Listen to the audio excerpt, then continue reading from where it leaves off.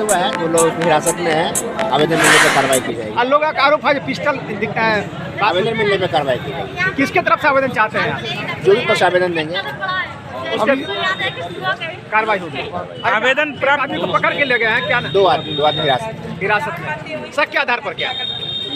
लोग बोल रहे थे, मारपीट में थे। मामला क्या हुआ था? मामला क्या हुआ? अभी पूरा हम लोग जानकारी नहीं है, आवेदन देते हैं, क्या देते हैं उसके साथ। अभी कैसी स्थिति है? शांतिपूर्ण है, अपने घर में है।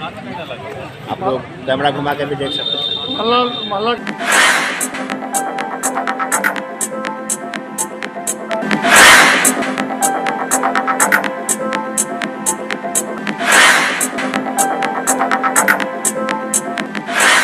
इसका माँ क्या पन्नी में लपेटा हुआ था, इसका माँ क्या क्या जल्दी से उसको ढकेल के अंदर कर मेरे। अभी आप लोग क्या कहते हैं? प्रशासन से क्या करते हैं? प्रशासन से